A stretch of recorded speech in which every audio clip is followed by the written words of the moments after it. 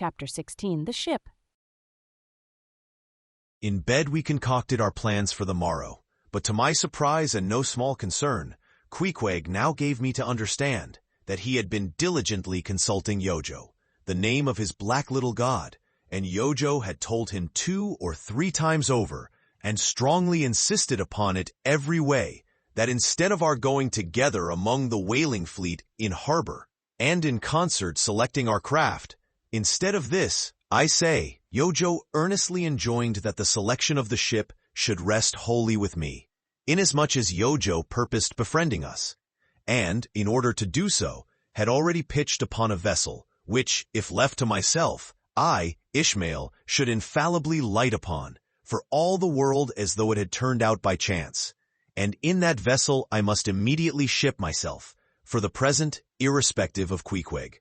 I have forgotten to mention that, in many things, Queequeg placed great confidence in the excellence of Yojo's judgment and surprising forecast of things, and cherished Yojo with considerable esteem as a rather good sort of god, who perhaps meant well enough upon the whole, but in all cases did not succeed in his benevolent designs. Now, this plan of Queequeg's, or rather Yojo's, touching the selection of our craft, I did not like that plan at all. I had not a little relied upon Queequeg's sagacity to point out the whaler best fitted to carry us and our fortunes securely. But as all my remonstrances produced no effect upon Queequeg, I was obliged to acquiesce, and accordingly prepared to set about this business with a determined rushing sort of energy and vigor that should quickly settle that trifling little affair. Next morning early, leaving Queequeg shut up with Yojo in our little bedroom, for it seemed that it was some sort of Lent or Ramadan, or day of fasting, humiliation, and prayer with Queequeg and Yojo that day. How it was I never could find out, for though I applied myself to it several times, I never could master his liturgies and 69 articles. Leaving Queequeg then, fasting on his tomahawk pipe, and Yojo warming himself at his sacrificial fire of shavings, I sallied out among the shipping. After much prolonged sauntering and many random inquiries, I learnt that there were 3 ships up for 3 years' voyages: the Devil Dam, the Titbit, and the Pequod. Devil Dam I do not know the origin of. Titbit is obvious. Pequod, you will no doubt remember, was the name of a celebrated tribe of Massachusetts Indians, now extinct as the ancient Medes. I peered and pried about the Devil Dam, from her hopped over to the Titbit, and finally, going on board the Pequod, looked around her for a moment, and then decided that this was the very ship for us. You may have seen many a quaint craft in your day, for aught I know. Square-toed luggers, mountainous Japanese junks, butterbox galliots, and what-not. But take my word for it, you never saw such a rare old craft as this same rare old Pequod. She was a ship of the old school, rather small if anything, with an old-fashioned claw-footed look about her. Long-seasoned and weather-stained in the typhoons and calms of all 4 oceans, her old hull's complexion was darkened like a French grenadier's, who has alike fought in Egypt and Siberia. Her venerable bows looked bearded. Her masts, cut somewhere on the coast of Japan, where her original ones were lost overboard in a gale. Her masts stood stiffly up, like the spines of the 3 old kings of Cologne. Her ancient decks were worn and wrinkled, like the pilgrim-worshipped flagstone in Canterbury Cathedral where Becket bled. But to all these her old antiquities were added new and marvelous features pertaining to the wild business that for more than half a century she had followed. Old Captain Peleg, many years her chief mate, before he commanded another vessel of his own, and now a retired seaman, and one of the principal owners of the Pequod. This old Peleg, during the term of his chief mateship, had built upon her original grotesqueness, and inlaid it all over with a quaintness both of material and device, unmatched by anything except it be Thorkill Hake's carved buckler or bedstead. She was apparelled like any barbaric Ethiopian emperor, his neck heavy with pendants of polished ivory. She was a thing of trophies, a cannibal of a craft, tricking herself forth in the chased bones of her enemies. All round, her unpaneled, open bulwarks were garnished like one continuous jaw, with the long, sharp teeth of the sperm whale, inserted there for pins, to fasten her old hempen thews and tendons to. Those thews ran not through base blocks of landwood, but deftly traveled over sheaves of sea ivory. Scorning a turnstile wheel at her reverend helm, she sported there a tiller, and that tiller was in one mass, curiously carved from the long, narrow lower jaw of her hereditary foe. The helmsman, who steered by that tiller in a tempest, felt like the Tartar when he holds back his fiery steed by clutching its jaw. A noble craft, but somehow a most melancholy. All noble things are touched with that. Now when I looked about the quarterdeck, for someone having authority, in order to propose myself as a candidate for the voyage, at first I saw nobody, but I could not well overlook a strange sort of tent, or rather wigwam, pitched a little behind the mainmast.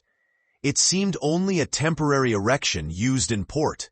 It was of a conical shape, some 10 feet high, consisting of the long, huge slabs of limber, black bone taken from the middle and highest part of the jaws of the right whale, planted with their broad ends on the deck. A circle of these slabs, laced together, mutually sloped towards each other, and at the apex united in a tufted point, where the loose, hairy fibers waved to and fro like the topknot on some old Potawatomi sachem's head.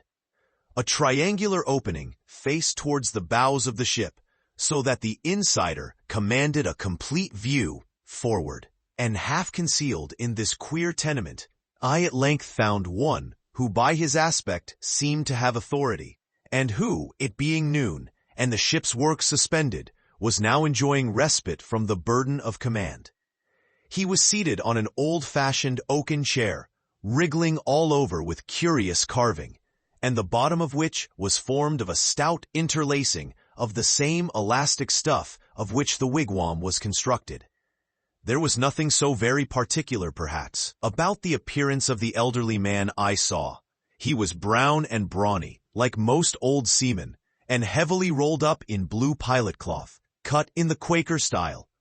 Only there was a fine and almost microscopic network of the minutest wrinkles interlacing round his eyes, which must have arisen from his continual sailings in many hard gales, and always looking to windward. For this causes the muscles about the eyes to become pursed together. Such eye wrinkles are very effectual in a scowl.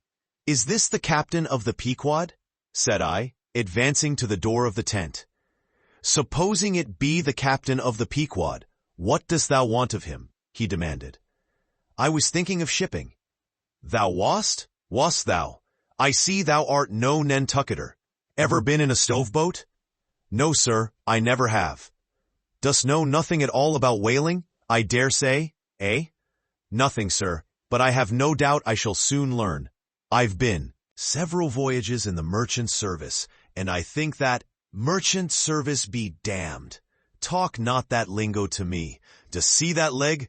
I'll take that leg away from thy stern if ever thou talkest of the marchant service to me again." "Marchant service indeed! I suppose now ye feel considerable proud of having served in those marchant ships. But flukes, man, what makes thee want to go a-whaling, eh? It looks a little suspicious, don't it, eh? Hast not been a pirate, hast thou? Didst not rob thy last captain, didst thou? Dost not think of murdering the officers when thou gettest to sea?" I protested my innocence of these things. I saw that under the mask of these half-humorous innuendos, this old seaman, as an insulated Quakerish Nantucketer, was full of his insular prejudices, and rather distrustful of all aliens, unless they hailed from Cape Cod or the Vineyard. "But what takes thee a-whaling? I want to know that before I think of shipping ye." "Well, sir, I want to see what whaling is. I want to see the world." "Want to see what whaling is, eh? Have ye clapped eye on Captain Ahab?" "Who is Captain Ahab, sir?" "Aye, I thought so. Captain Ahab is the captain of this ship." I am mistaken then. I thought I was speaking to the captain himself. Thou art speaking to Captain Peleg. That's who ye are speaking to, young man. It belongs to me and Captain Bildad to see the Pequod fitted out for the voyage, and supplied with all her needs, including crew. We are part owners and agents. But as I was going to say, if thou wantest to know what whaling is, as thou tellest ye do, I can put ye in a way of finding it out before ye bind yourself to it past backing out. Clap eye on Captain Ahab, young man, and thou wilt find that he has only one leg.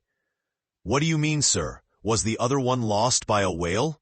Lost by a whale? Young man, come nearer to me. It was devoured, chewed up, crunched by the monstrousest parmacetti that ever chipped a boat. Ah! I was a little alarmed by his energy, perhaps also a little touched at the hearty grief at his concluding exclamation, but said as calmly as I could, "What you say is no doubt true enough, sir. But how could I know there was any peculiar ferocity in that particular whale? Though indeed I might have inferred as much from the simple fact of the accident. Look-ye now, young man, thy lungs are a sort of soft, do you see? Thou dost not talk shark a bit. Sure, you've been to sea before now. Sure of that?" "Sir," said I thought I told you that I had been 4 voyages in the merchant." "Hard down out of that. Mind what I said about the merchant service. Don't aggravate me. I won't have it. But let us understand each other. I have given thee a hint about what whaling is. Do you yet feel inclined for it?" "I do, sir." "Very good. Now, art thou the man to pitch a harpoon down a live whale's throat and then jump after it? Answer, quick." "I am, sir, if it should be positively indispensable to do so, not to be got rid of, that is, which I don't take to be the fact." "Good again. Now then, thou not only wantest to go a-whaling, to find out by experience what whaling is, but ye also want to go in order to see the world. Was not that what ye said?" "I thought so." "Well then, just step forward there and take a peep over the weather bow, and then back to me and tell me what ye see there." For a moment I stood a little puzzled by this curious request, not knowing exactly how to take it, whether humorously or in earnest. But concentrating all his crow's feet into one scowl, Captain Peleg started me on the errand. Going forward and glancing over the weather bow, I perceived that the ship swinging to her anchor with the flood tide was now obliquely pointing towards the open ocean. The prospect was unlimited, but exceedingly monotonous and forbidding. Not the slightest variety that I could see. "Well, what's the report?" said Peleg when I came back. "What did you see?" "Not much," I replied. "Nothing but water. Considerable horizon, though, and there's a squall coming up, I think." "Well, what does thou think, then, of seeing the world? Do ye wish to go round Cape Horn to see any more of it, eh? Can't ye see the world where you stand?" I was a little staggered, but go a-whaling I must, and I would, and the Pequod was as good a ship as any, I thought the best, and all this I now repeated to Peleg. Seeing me so determined, he expressed his willingness to ship me. "And thou mayest as well sign the papers right off," he added. "Come along with ye." And so saying, he led the way below deck into the cabin. Seated on the transom was what seemed to me a most uncommon and surprising figure. It turned out to be Captain Bildad, who along with Captain Peleg was one of the largest owners of the vessel.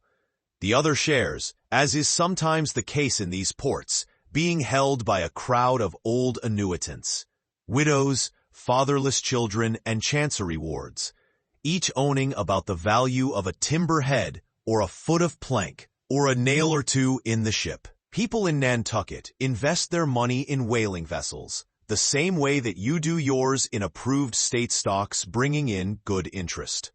Now Bildad, like Peleg, and indeed many other Nantucketers, was a Quaker, the island having been originally settled by that sect, and to this day its inhabitants in general retain in an uncommon measure the peculiarities of the Quaker, only variously and anomalously modified by things altogether alien and heterogeneous. For some of these same Quakers are the most sanguinary of all sailors and whale hunters. They are fighting Quakers.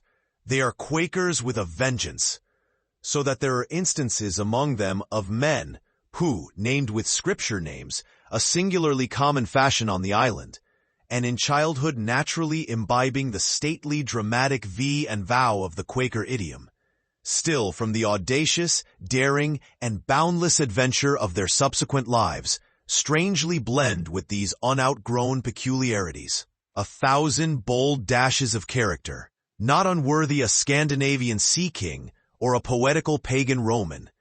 And when these things unite in a man of greatly superior natural force, with a globular brain and a ponderous heart, who is also, by the stillness and seclusion of many long night watches in the remotest waters, and beneath constellations never seen here at the north, been led to think untraditionally and independently, receiving all nature's sweet or savage impressions fresh from her own virgin, voluntary, and confiding breast, and thereby chiefly, but with some help from accidental advantages, to learn a bold and nervous lofty language.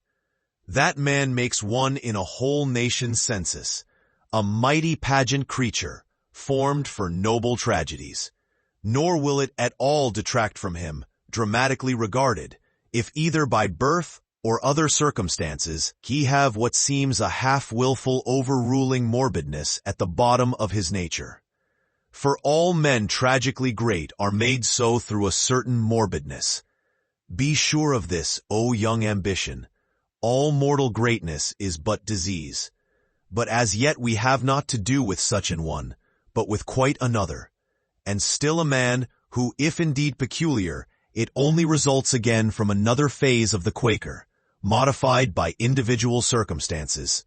Like Captain Peleg, Captain Bildad was a well-to-do, retired whaleman. But unlike Captain Peleg, who cared not a rush for what are called serious things, and indeed deemed those self-same serious things the veriest of all trifles, Captain Bildad had not only been originally educated according to the strictest sect of Nantucket Quakerism, but all his subsequent ocean life, and the sight of many unclad, lovely island creatures round the Horn, all that had not moved this native-born Quaker one single jot, had not so much as altered one angle of his vest. Still, for all this immutableness, was there some lack of common consistency about worthy Captain Bildad, though refusing, from conscientious scruples, to bear arms against land invaders, yet himself had illimitably invaded the Atlantic and Pacific, and though a sworn foe to human bloodshed, yet had he in his straight-bodied coat spilled tons upon tons of Leviathan gore. How now in the contemplative evening of his days?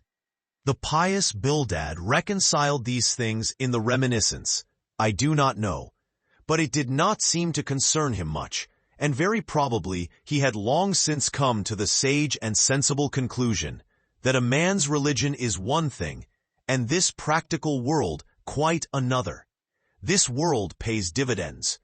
Rising from a little cabin boy in short clothes of the drabbest drab, to a harpooner in a broad shad-bellied waistcoat, from that becoming boat-header, chief mate, and captain, and finally a ship-owner, Bildad, as I hinted before, had concluded his adventurous career by wholly retiring from active life at the goodly age of 60, and dedicating his remaining days to the quiet receiving of his well-earned income. Now, Bildad, I am sorry to say, had the reputation of being an incorrigible old hunks, and in his seagoing days, a bitter, hard taskmaster. They told me in Nantucket, though it certainly seems a curious story, that when he sailed the old Cattegut whaleman, his crew, upon arriving home, were mostly all carried ashore to the hospital, sore, exhausted, and worn out. For a pious man, especially for a Quaker, he was certainly rather hard-hearted, to say the least. He never used to swear, though, at his men, they said, but somehow he got an inordinate quantity of cruel, unmitigated hard work out of them. When Bildad was a chief mate, to have his drab-colored eye intently looking at you made you feel completely nervous, till you could clutch something, a hammer or a marling spike, and go to work like mad. At something or other, never mind what. Indolence and idleness perished before him. His own person was the exact embodiment of his utilitarian character. On his long, gaunt body, he carried no spare flesh, no superfluous beard, his chin having a soft, economical nap to it, like the worn nap of his broad-brimmed hat. Such then was the person that I saw seated on the transom when I followed Captain Peleg down into the cabin.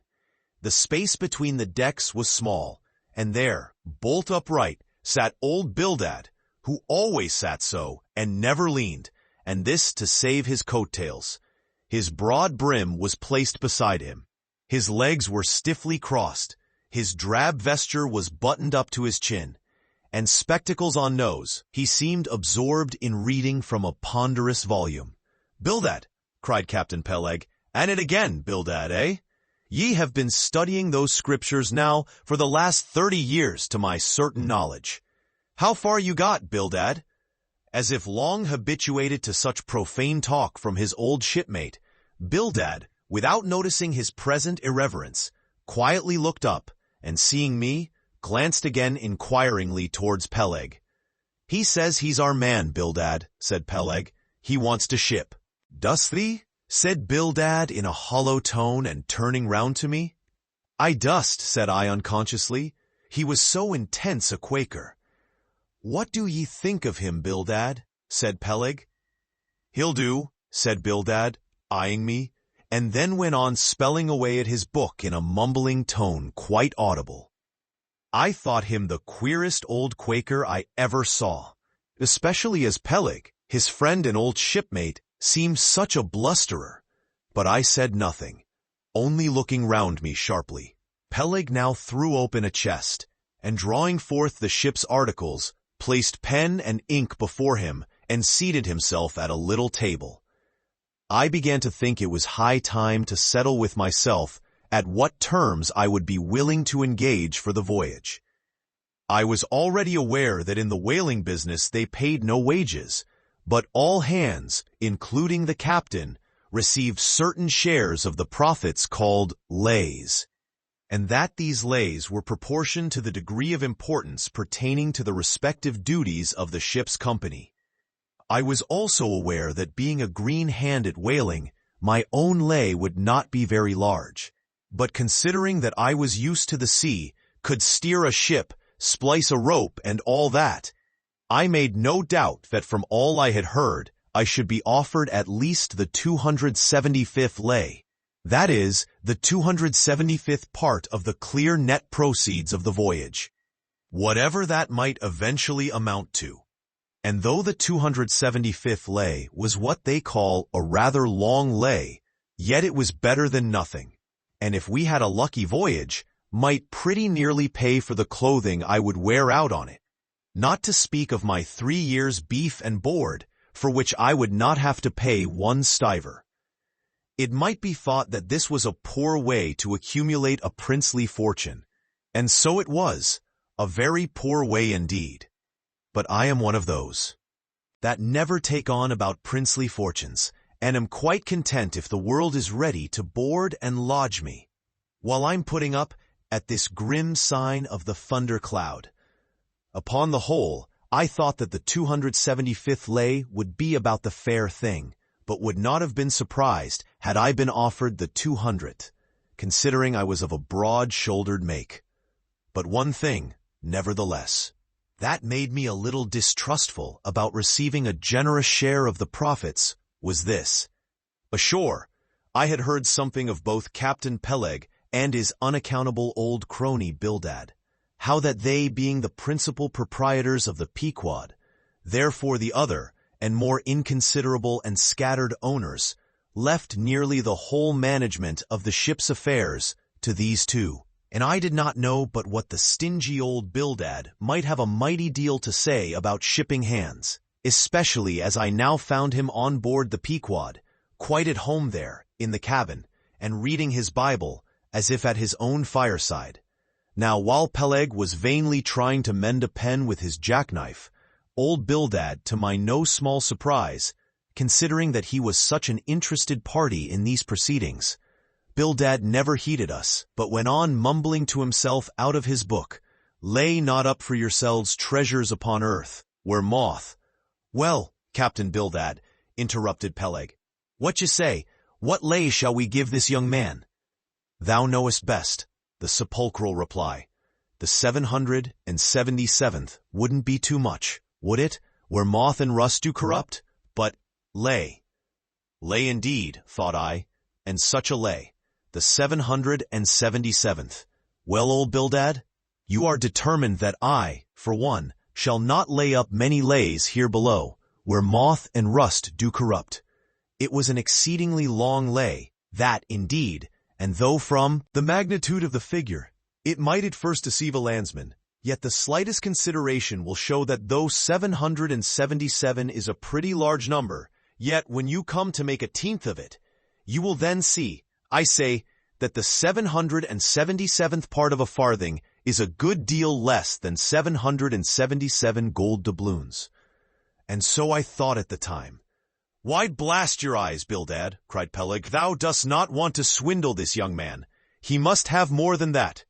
777th, again said Bildad, without lifting his eyes, and then went on mumbling, "For where your treasure is, there will your heart be also." "I am going to put him down for the 300th, said Peleg. "Do ye hear that, Bildad? The 300th lay, I say."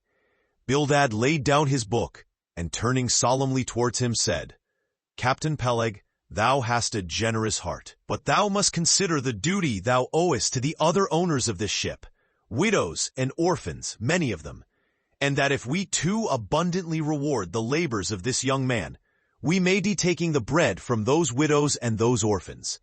The 777th lay, Captain Peleg."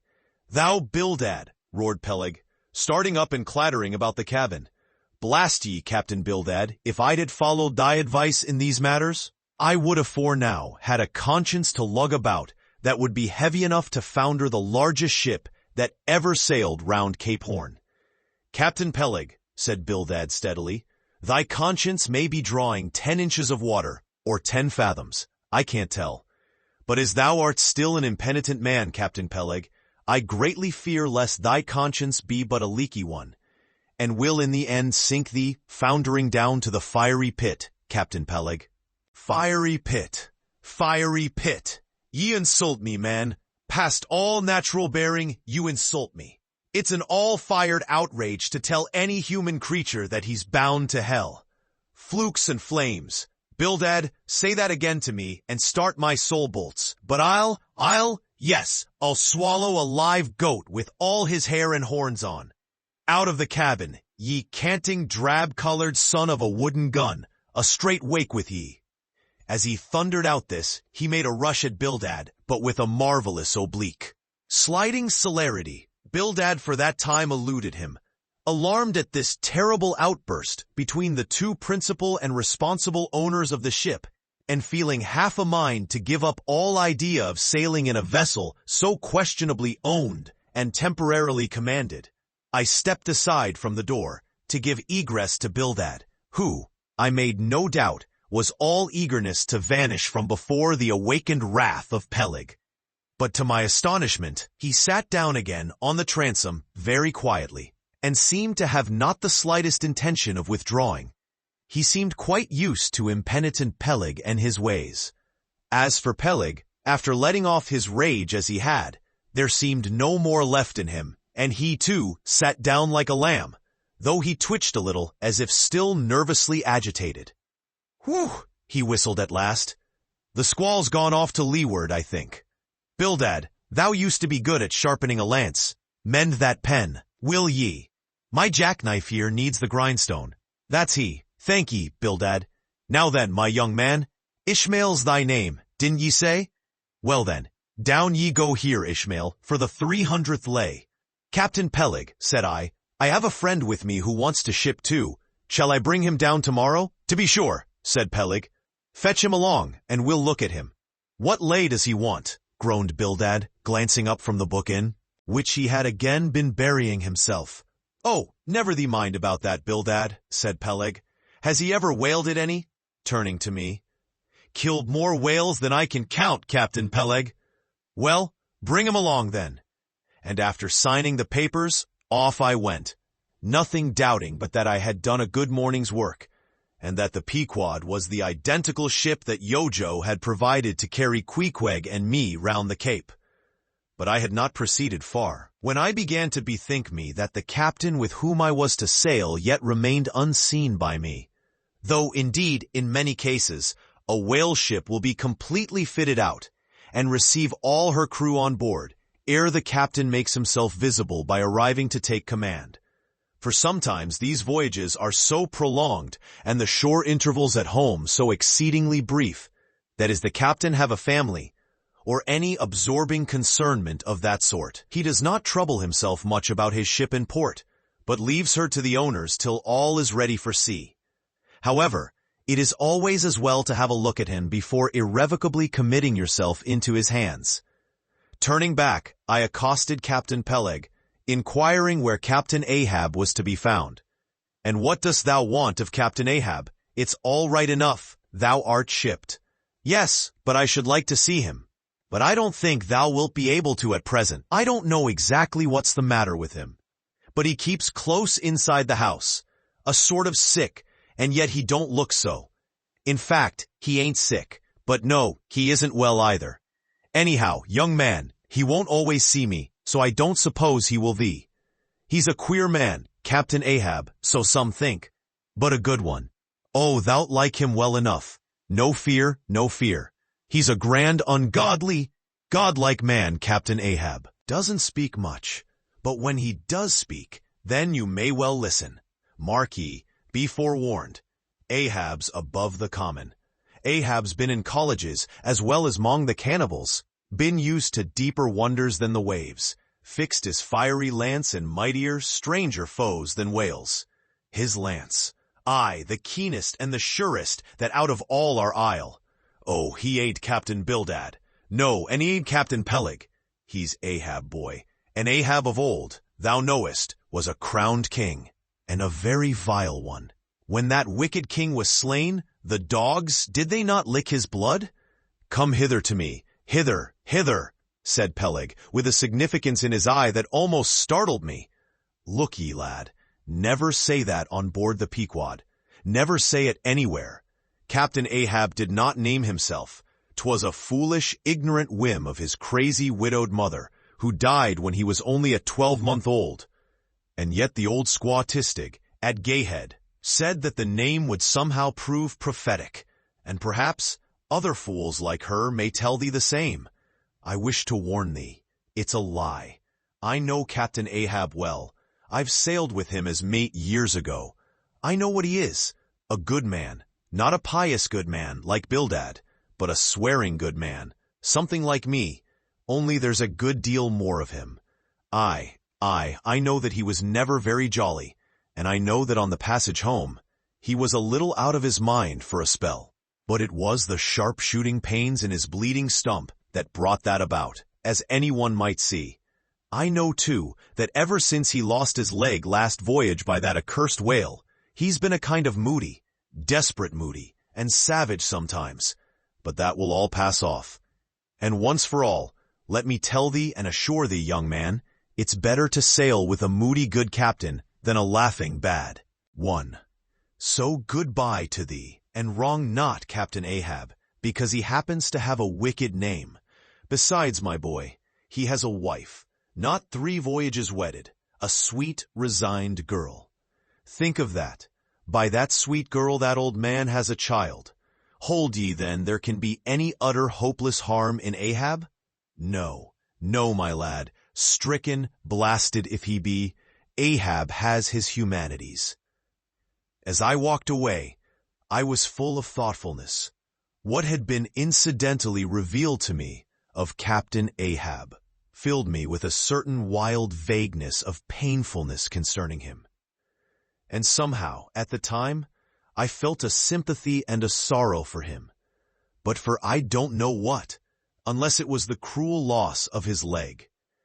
And yet I also felt a strange awe of him, but that sort of awe, which I cannot at all describe, was not exactly awe. I do not know what it was, but I felt it, and it did not disincline me towards him, though I felt impatience at what seemed like mystery in him, so imperfectly as he was known to me then.